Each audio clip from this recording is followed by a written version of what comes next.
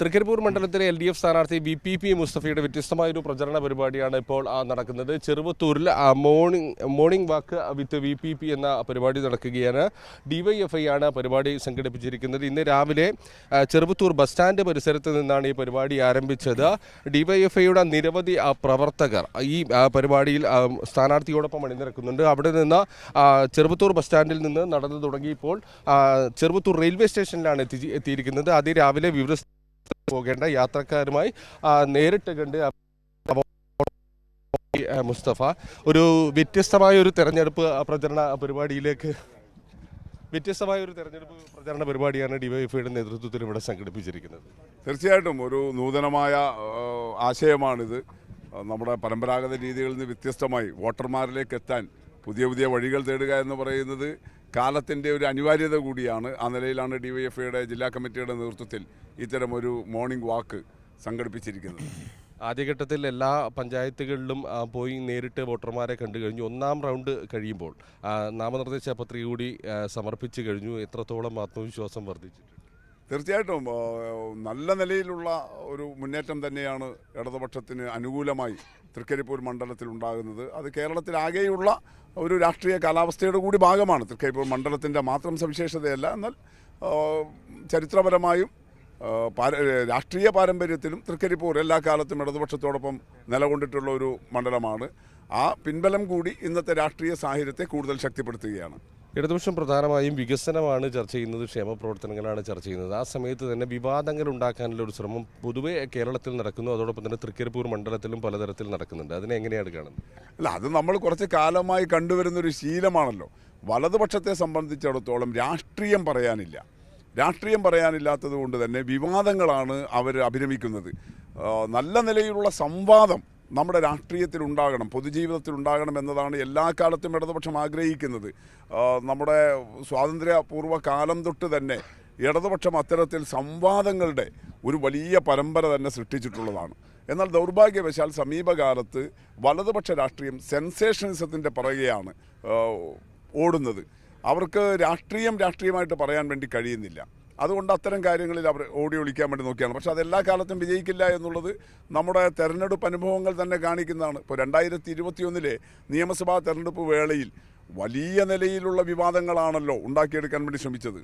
അന്ന് മുഖ്യമന്ത്രിയുടെ ഓഫീസിനെ, കുടുംബത്തെ എല്ലാം വേട്ടയാടുന്ന വിധത്തിലുള്ള കുപ്രചരണങ്ങളുടെ വലിയ വേലിയേറ്റമാണ് ഉണ്ടായത്. പക്ഷേ അതൊന്നും നിയമസഭാ തെരഞ്ഞെടുപ്പിൽ പ്രതിഫലിച്ചില്ല, വോട്ടിങ്ങിൽ പ്രതിഫലിച്ചില്ല.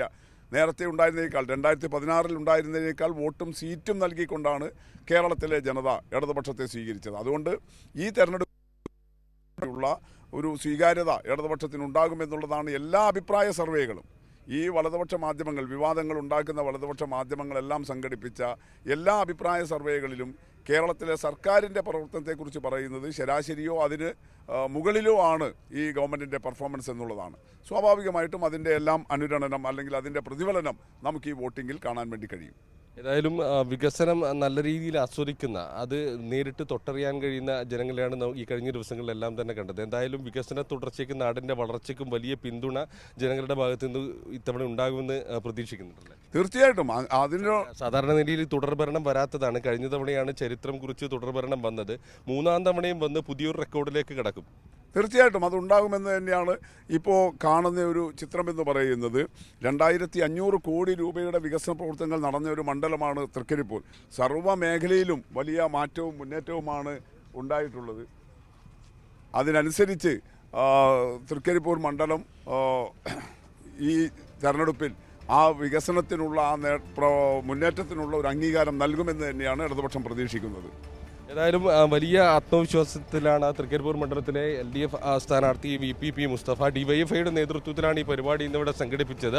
പുതുതലമുറ വോട്ടർമാർ ഒരുപാട് ഇത്തവണ ഈ തെരഞ്ഞെടുപ്പിൻ്റെ ഭാഗമാകുന്നുണ്ട്. അപ്പോൾ ഈ ചെറുപ്പക്കാരെ വലിയ രീതിയിൽ പരിഗണിക്കുന്നത്, പ്രത്യേകിച്ച് പറയുമ്പോൾ ഈ ജെൻസിയൊക്കെ വലിയ രീതിയിൽ പരിഗണിക്കുന്ന ഒരു സർക്കാരാണ് കേരളത്തിലെ. അപ്പോൾ ആ രീതിയിൽ ഈ പുതിയ തലമുറ വലിയ രീതിയിൽ ഇടതുപക്ഷവുമായി ചേർന്ന് നിൽക്കുമെന്നാണോ മനസ്സിലായത്? തീർച്ചയായും. കഴിഞ്ഞ 10 വർഷക്കാലത്തെ ഇടതുപക്ഷ സർക്കാരിൻ്റെ ഭരണം ജെൻസിയെ ഉൾപ്പെടെ കേരളത്തിലെ പുതിയ തലമുറ തലമുറയെ കൂടുതൽ ചേർത്ത് പിടിക്കുന്ന ഭരണമാണ് സർക്കാർ നടത്തിയിട്ടുള്ളത്. പ്രത്യേകിച്ച് നമ്മുടെ കാൻഡിഡേറ്റ് തന്നെ പുതിയ തലമുറയോട് നന്നായി സംവദിക്കാൻ വേണ്ടി കഴിയുന്ന മികച്ച വിദ്യാഭ്യാസ വിചക്ഷണനാണ്, മികച്ച പ്രാസംഗികനാണ്. എല്ലാ നിലയിലും നമ്മുടെ നാട്ടിലെ ചെറുപ്പത്തെ കൂടുതൽ ചേർത്ത് പിടിക്കാൻ വേണ്ടി കഴിയുന്ന ഒരു സ്ഥാനാർത്ഥിയാണ് ഇടതുപക്ഷം ഈ തൃക്കരിപ്പൂർ മണ്ഡലത്തിൽ അവതരിപ്പിക്കുന്നത്.